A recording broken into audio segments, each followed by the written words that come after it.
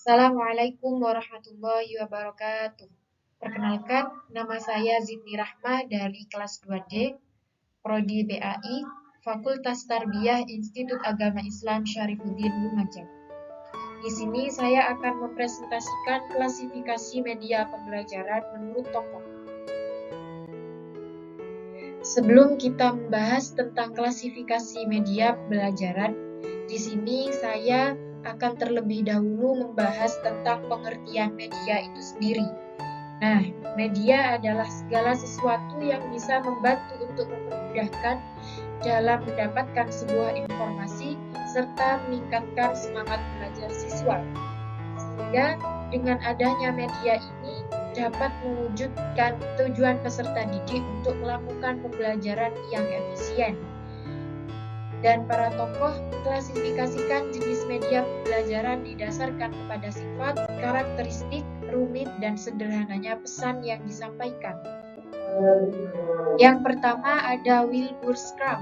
Ditinjau dari segi besar biayanya dan kompleksitasnya, maka media pembelajaran menurut Wilbur Scrum ini dibagi menjadi dua, yaitu yang pertama big media, yang artinya adalah media yang memerlukan biaya yang mahal dalam penggunaannya. Contohnya seperti komputer, film, dan program video. Yang kedua adalah little media, yaitu media yang dalam pengadaannya tidak membutuhkan biaya yang banyak. Contohnya seperti gambar, realitas sederhana, sketsa, dan lain sebagainya. Lalu Wilbur Scrum juga mengelompokkan media menurut kemampuan daya liputannya, yaitu yang pertama ada liputan luas dan serentak. Maksudnya, penggunaan media ini tidak terbatas oleh tempat dan ruang, serta dapat menjangkau jumlah anak didik yang banyak dalam waktu yang sama. Yang kedua, liputan terbatas pada ruangan.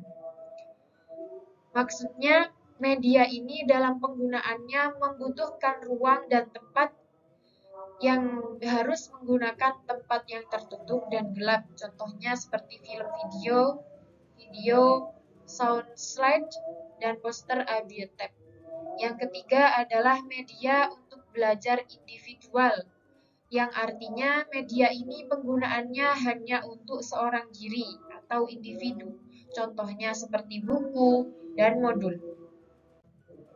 Tokoh yang kedua adalah Gardner.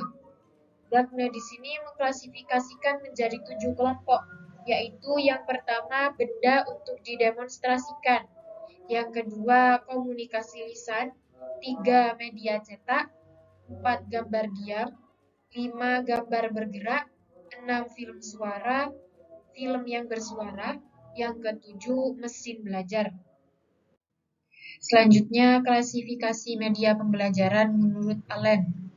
Dia mengklasifikasikan media pembelajaran menjadi 9 kelompok media, yaitu visual diam, film, televisi, objek 3 dimensi, rekaman, pelajaran terprogram, demonstrasi, buku teks cetak, dan sajian lisan.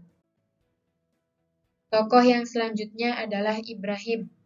Menurut Ibrahim, media dikelompokkan berdasarkan ukuran serta kompleks tidaknya alat dan perlengkapannya atas 5 kelompok, yaitu media tanpa proyeksi 2 dimensi, 2 media tanpa proyeksi 3 dimensi, yang ketiga media audio, 4 media proyeksi, 5 televisi, video, dan komputer.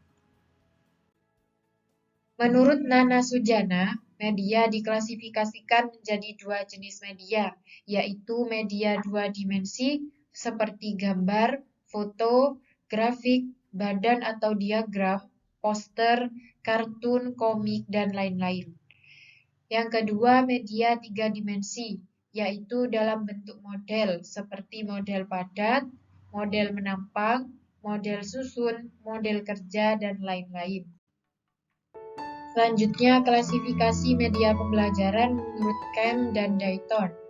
Media diklasifikasikan menjadi 9 kelompok media, yaitu media cetak, media panjang, OHT, OHP, rekaman audio tape, slide, dan film strip, penyajian multi-image, rekaman video dan film, dan komputer. Klasifikasi menurut Gerlach dan Elie.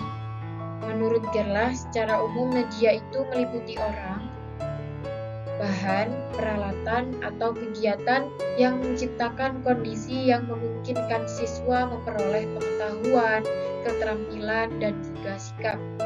Jadi, dalam pengertian ini, media bukan hanya perantara seperti TV, radio, slide, bahan cetakan, atau yang lain, tetapi juga meliputi orang atau manusia sebagai sumber belajar atau kegiatan semacam diskusi, seminar, karya wisata, simulasi, dan lain sebagainya yang dikondisikan untuk menambah pengetahuan dan wawasan, mengubah sikap siswa, atau untuk menambah keterampilan. Menurut Anderson, media pembelajaran dikelompokkan menjadi 8 bagian, yaitu yang pertama audio, yang kedua cetak, yang ketiga audio cetak, yang keempat proyek visual diam, yang kelima proyek visual diam dengan audio, yang keenam visual gerak, yang ketujuh visual gerak dengan audio, dan yang terakhir adalah benda. Kemudian Rudy Brecht, dia mengidentifikasikan ciri utama dari media menjadi 3 unsur pokok, yaitu suara, visual, dan gerak. Sehingga dari identifikasi ciri utama itu tadi, terdapat 8 klasifikasi media. Yang pertama, media audiovisual gerak, media audiovisual diam, media audio semi gerak, media visual gerak, media visual diam, media semi gerak, media audio, dan media cetak. Itulah klasifikasi media pembelajaran yang bisa saya sampaikan. Kurang lebihnya mohon maaf dan terima kasih. Wassalamualaikum warahmatullahi wabarakatuh.